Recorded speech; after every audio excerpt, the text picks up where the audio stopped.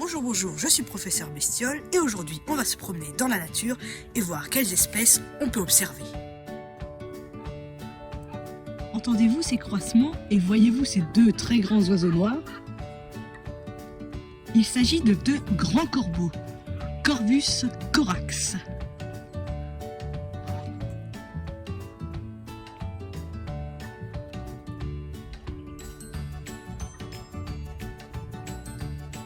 Qui sont assez rares à observer en campagne, on les trouve plutôt en montagne. On observe et on entend un groupe de grands corbeaux, Corvus corax. Il est facilement différenciable de la corneille de par sa taille supérieure, mais aussi par son croissement bien plus grave. Et j'ai une petite technique à moi pour les différencier. Comme vous le voyez là, ils planent et ce sont les seuls corvidés qui peuvent planer. La corneille, elle, en revanche, est incapable de planer. Il s'agit donc bien de grands corbeaux, devenus extrêmement rares en France.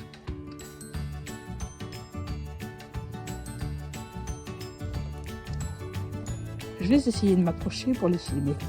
Tout à l'heure, il y en avait un au sol. C'était bien plus intéressant, mais ils sont assez farouches.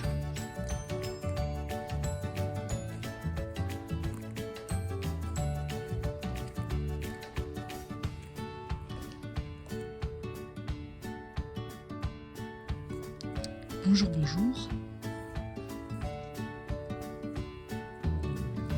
Est-ce que vous avez vu cet animal là qui a bougé? Je suis au bord du ruisseau et il y a des ragondins. Ici j'ai pu en apercevoir un qui est rentré dans ce terrier là.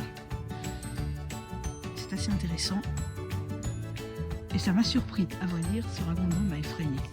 Je vais continuer ma promenade en pleine campagne, dans une grande prairie, tout le long de ce ruisseau, et filmer n'importe quel animal dès que je le verrai.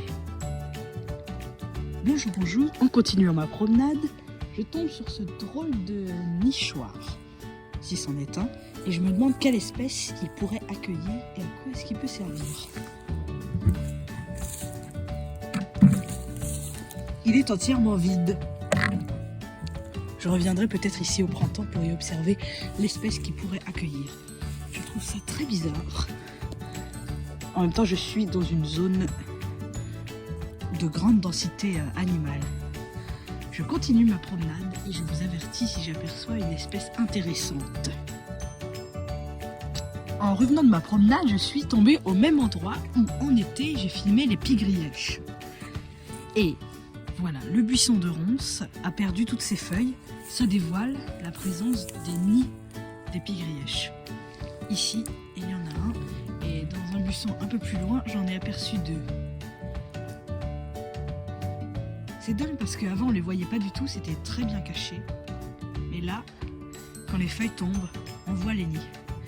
Les pie-grièches écorcheurs sont migratrices. Ici, là, nous sommes en hiver, donc elles sont en Afrique. Et j'ai lu dans un livre qu'elles reviennent toujours sur le même site de nidification de l'année passée. Donc elles devraient revenir vers avril-mai, vers cet endroit. Et nous verrons si nous pouvons en apercevoir. Je les filmerai.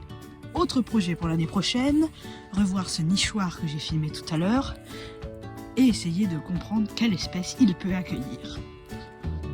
Et voilà, c'est déjà la fin de notre petite promenade. Je vous dis au revoir pour un prochain épisode de Mon Jardin Nature.